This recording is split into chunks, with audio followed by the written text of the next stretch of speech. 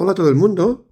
En este vídeo voy a hablar de interferencia cuántica y la motivación es el experimento de las dos rendijas tal como vimos en el vídeo anterior. Para resumir, tengo un cañón que envía electrones y aquí tengo dos rendijas, la rendija 1 y la rendija 2, perpendiculares al plano de la pantalla pues, del ordenador o del móvil que estéis usando. Detrás de las dos rendijas hay un detector D que puedo mover a lo largo de una dirección X. Entonces voy a enviar los electrones uno a uno.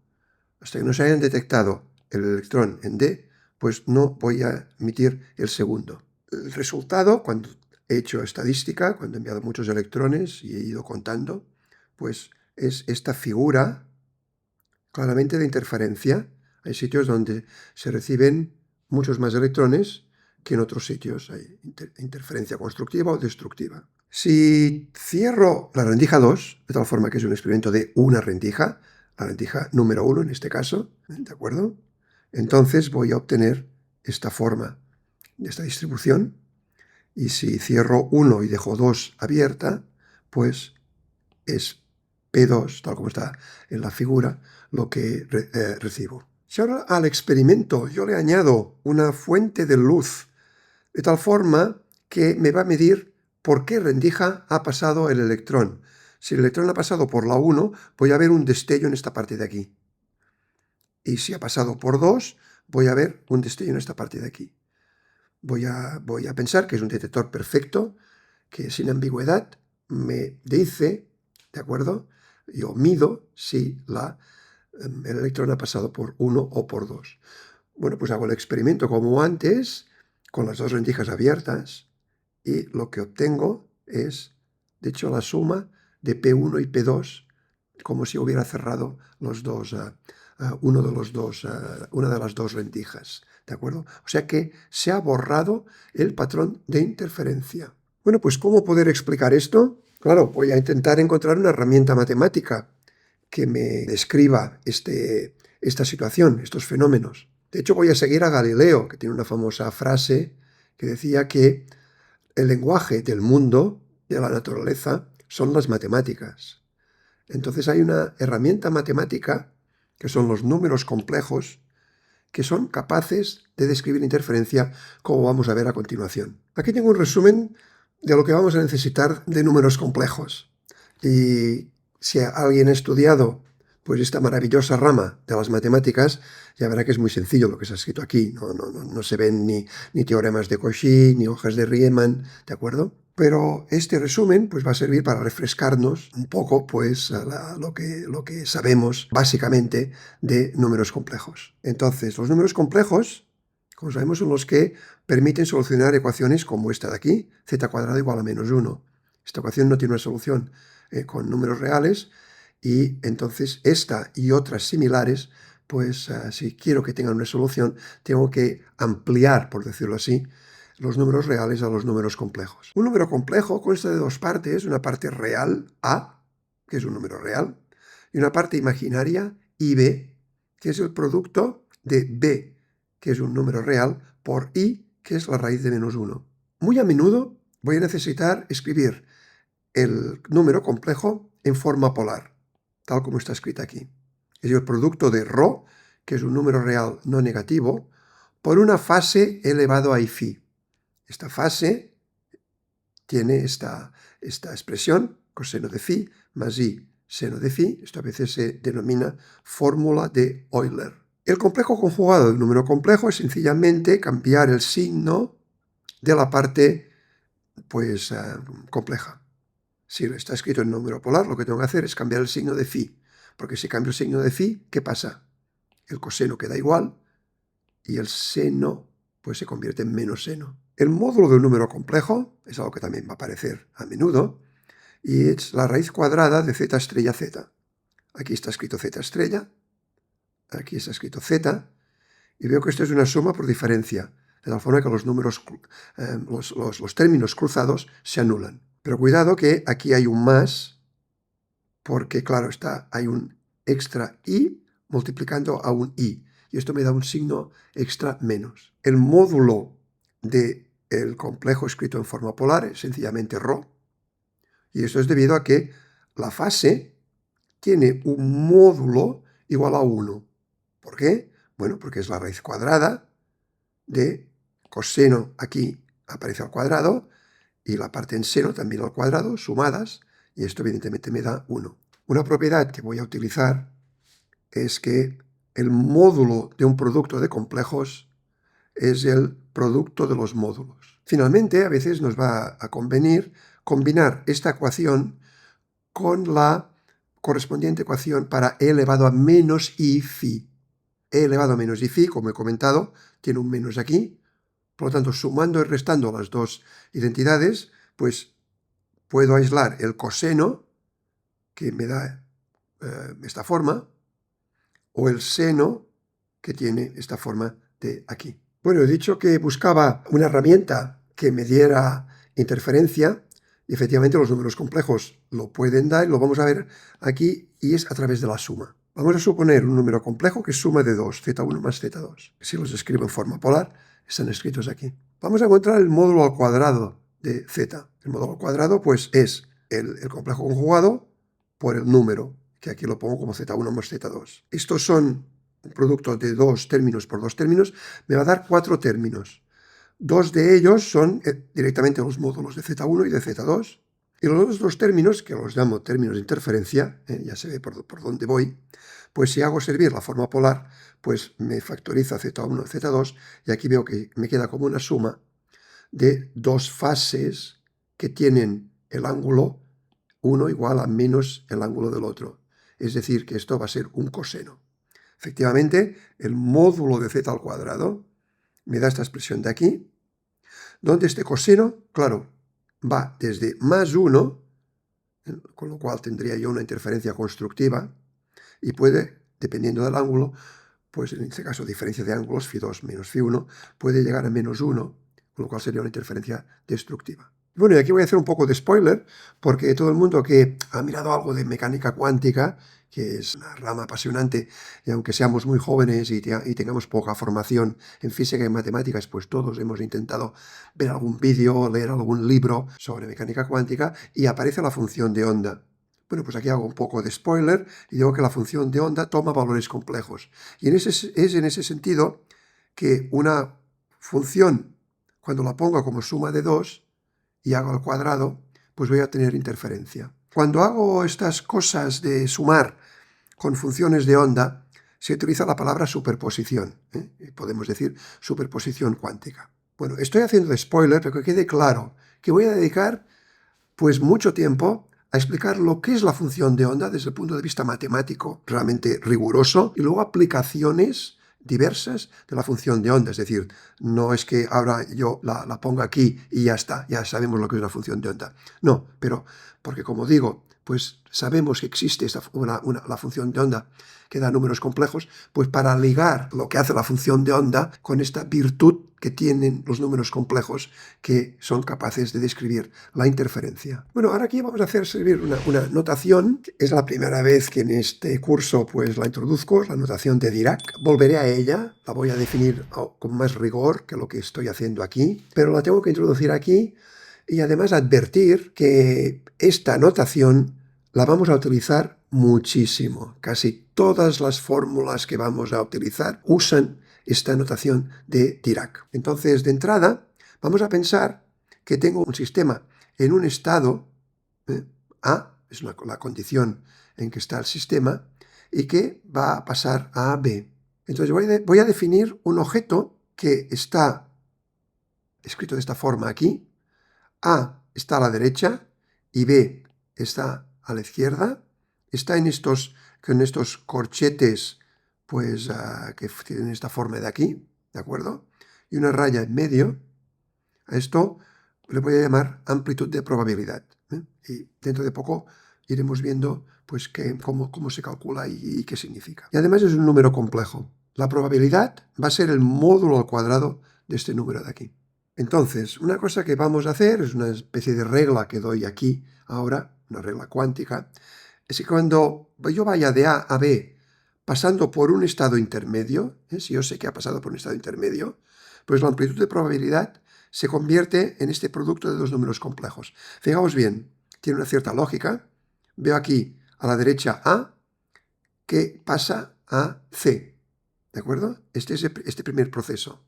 Y ahora multiplicando, la amplitud de probabilidad se multiplica por C, que está a la derecha, que pasa a B, que sería esta segunda parte. Esto también es un producto de dos números complejos, por lo tanto va a ser el mismo un número complejo, y la probabilidad, pues hago este cuadrado. Bueno, pues con estas reglas, en estos nuevos conceptos que he utilizado, que son amplitud de probabilidad, vamos a ver una conexión con las dos rendijas. Entonces vais a entender por qué estoy hablando de esta notación de Dirac y los números complejos. Aquí tengo un esquema, otra vez, del experimento de las dos rendijas, y ahora vamos a suponer que la 2 está cerrada. He puesto una cruz diciendo que está 2, está cerrada, y solamente la 1 está abierta, es lo que he dicho antes, ¿de acuerdo? Entonces, la amplitud de probabilidad es salir de C, del cañón, y llegar a 1, ¿de acuerdo? Porque 1 es por donde tiene que pasar el electrón, y desde 1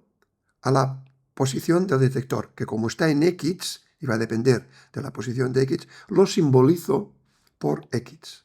Es decir, que la amplitud de probabilidad de C llegando a D pasando por 1 es este producto de aquí, tal como he sugerido en las reglas anteriores. Bueno, de forma muy similar, si cierro 1 y el electrón tiene que pasar por 2, pues aquí tengo C que va a 2 y 2 que va a X. Cuando tenga las dos abiertas, bueno, pues voy a sumar estas dos amplitudes de probabilidad. O sea que la amplitud de probabilidad ahora, con las dos abiertas, es lo que he visto de φ1 y le he sumado φ2. Es una suma. Y aquí tengo la suma y evidentemente ahora, ¿qué pasará cuando encuentre probabilidades? Bueno, pues aquí lo tengo. Si tengo abierto solamente 1, ¿de acuerdo? Tengo esta figura que no tiene interferencia y es el cuadrado de este número complejo. Si cierro 1 y tiene que pasar a través de 2, esta distribución está asociada a esta expresión donde tampoco hay interferencia. Cuando tengo los dos, ya habéis visto que la amplitud de probabilidad significa sumar φ1 y φ2 y elevado al cuadrado. Por lo tanto, aquí veo que esto es un número complejo que suma de 2 al cuadrado. Entonces, aquí voy a tener interferencia y es de esta manera que voy a ser capaz de expresar este fenómeno con unas matemáticas que estoy explicando. Bueno, ¿qué pasa en el caso de que yo hago la detección del camino seguido por el electrón? Una detección, como he dicho, perfecta y que vemos que no hay interferencia. Bueno, pues aquí esta distribución es la suma de P1 y P2 y por lo tanto tiene que estar dada por esa expresión de aquí.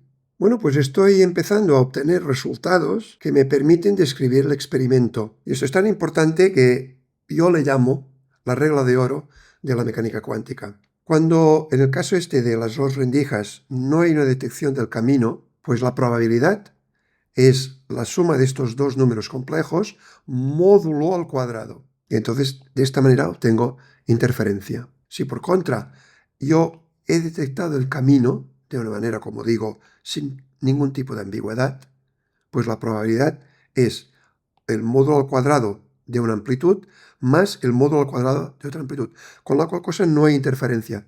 ¿Veis? Interferencia y no interferencia, esto va a ser lo que va a poder describir esos dos variantes del experimento de las dos rendijas en el caso de no detección y en el caso de sí detección. Pero de todas formas no me voy a quedar aquí con esta idea de los números complejos que, como he mencionado anteriormente, pues tiene que ver, va a estar asociada con la función de onda. Continúo diciendo cómo podemos describir la interferencia matemáticamente. Hemos visto una manera, pero más en general, de hecho, podemos utilizar vectores para especificar el estado de un sistema. Este vector entonces va a ser una descripción del estado, que es una descripción completa de la condición del sistema. Además, en un cierto momento, porque va a evolucionar con el tiempo. Y esto es muy importante. El vector tiene la información completa del estado. Esto va a ser los vectores que van a vivir en un espacio vectorial Y este espacio vectorial va a ser sobre los números complejos, porque ya estamos viendo que los números complejos realmente juegan un papel fundamental en mecánica cuántica. Todas estas cosas, que el estado viene descrito por un vector, que tengo un sistema, etcétera, etcétera, esto lo estoy de momento sugiriendo, pero lo voy a formalizar más, voy a hablar más de lo que es ese espacio vectorial, por un lado, y por otro habrá un momento que vamos a hablar de los postulados de la mecánica cuántica. Yo he elegido el método de que cuando os voy a decir los postulados, de alguna manera los he motivado. Pero van a ser postulados, algo que no se demuestra, parto de unas suposiciones, todas las teorías lo tienen, y la mecánica cuántica pues tiene estos postulados que voy a especificar, pero más adelante, cuando ya lo haya motivado. Bueno, pues ahora que he hablado de vectores, pues voy a volver a la notación de Dirac. Nosotros estamos acostumbrados a escribir un vector como una letra, ¿de acuerdo?, con una flecha encima. Esto es el símbolo de vector. Bueno, pues en mecánica cuántica no vamos a hacer esto, vamos a seguir a Dirac y vamos también a utilizar una letra, pero puesta con una raya vertical aquí y especie de paréntesis. Y además al vector le vamos a llamar ket. Veremos por qué.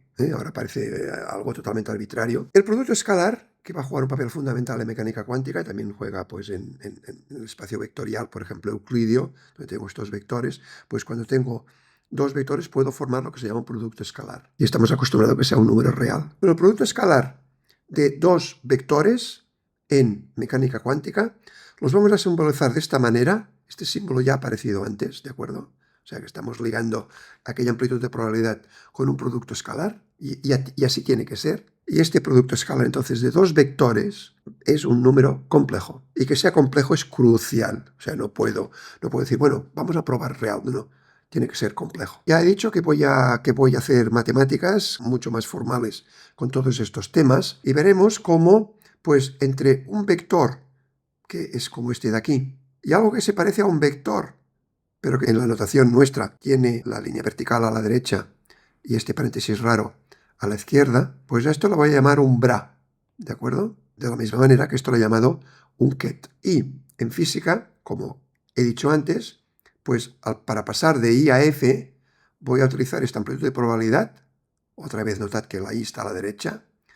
Y si cojo la amplitud de probabilidad y le saco el módulo al cuadrado, pues tengo la probabilidad. Bueno, pues he introducido vectores, diciendo que es más general que los números complejos, y para describir estos fenómenos de interferencia, pues volvamos al experimento de las dos rendijas, y vamos a utilizar ahora vectores. Entonces, el estado donde la rendija 1 está abierta y la 2 está cerrada, lo voy a representar con I1. ¿Veis que esto es un ket? En la notación que yo acabo de dar. De forma similar, si es 2 que está abierto, voy a poner I2. Pues bueno, pues en mecánica cuántica, cuando los dos están abiertos, voy a hacer la suma, pero es la suma vectorial, es una suma de dos vectores, ¿de acuerdo? Y esto lo represento con la suma tal como normalmente lo ponemos para sumar números y para sumar vectores, de hecho, euclidios, etc. Aquí también lo pongo. Es decir, que obtengo un nuevo vector que suma de estos dos. Tal como he dicho, estas sumas, en el contexto de la mecánica cuántica, se llaman principio de superposición. Bueno, pero esto sería una especie de estado inicial del electrón que ha pasado por la rendija 1. Cuando llegue a X, pues le tengo que poner el correspondiente bra y tendré esta amplitud de probabilidad en este caso físico. De la misma manera, la amplitud de probabilidad en ese segundo caso físico va a tener la X aquí, pero ahora con I2. ¿Y qué va a pasar cuando tenga los dos abiertos? Bueno, pues tengo que poner el bra ahí, que significa ponerlo a I1 y sumarle a I2. ¿De acuerdo? Entonces, estoy haciendo algunos saltos en el vacío, en el sentido de que no estoy justificando 100% las cosas, pero las voy a justificar. Ahora estoy intentando dar un sentido físico un poco intuitivo en el sentido de formar una intuición con estos conceptos abstractos que necesitamos pues manipular con seguridad si queremos llegar a trabajar con mecánica cuántica y hacer predicciones de la mecánica cuántica que concuerden con los fenómenos. Bueno, pues ahora que he definido estas tres cantidades, que ahora son números complejos, este es un vector, pero este es un número complejo, me puedo preguntar si hay interferencia. Bueno, ¿es un número complejo? No. ¿Es un número complejo? No. ¿Es la suma de dos números complejos? Sí. Y entonces esto me dice realmente que no tengo interferencia en estos dos casos, ¿de acuerdo? Y que sí que la tengo, pues, en estos dos, ¿de acuerdo? Estos dos números complejos realmente son independientes. No es uno proporcional al otro, con lo cual no tendríamos interferencia. Esto es importante. Y como estoy diciendo, estoy sugiriendo algunas cosas ya en la línea que tendremos que ir hacia estas historias de vectores y de productos escalares y de amplitudes de probabilidad, etc. Pero habrá que definir todo y lo haremos. Para conectar lo que acabo de hacer con vectores con lo que he hecho con números complejos, pues he dicho que esto, el vector I1 es esta situación de aquí. Entonces I1 lo voy a escribir como C, que es el estado inicial donde el electrón sale del cañón y que pasa por 1, pero fijaos bien que acaba en 1 y luego eso tiene que ser un vector, porque realmente esta parte derecha de aquí es un vector multiplicado por un número complejo, y esto es otro vector. O sea, esta es una relación vectorial. O sea, lo vuelvo a decir. Este vector es el producto de este número complejo por el vector. Y ahora, como he dicho antes, tenemos que poner el bra, y lo vamos a poner aquí, ¿de acuerdo? En X, lo pongo aquí. Efectivamente, si lo pongo aquí y escribo esta ecuación, pero con el bra a la izquierda, pues fijaos bien que tengo esta cantidad, que es exactamente la que me ha salido antes, ¿de acuerdo? Esto es para conectar lo que acabo de hacer con vectores, con lo que he hecho anteriormente con números complejos. Bueno, pues de la misma forma que he hecho esto de aquí, lo puedo hacer con el 2. Está hecho aquí, ¿de acuerdo? ¿Lo veis? O sea, ahora es el 2 que juega aquí.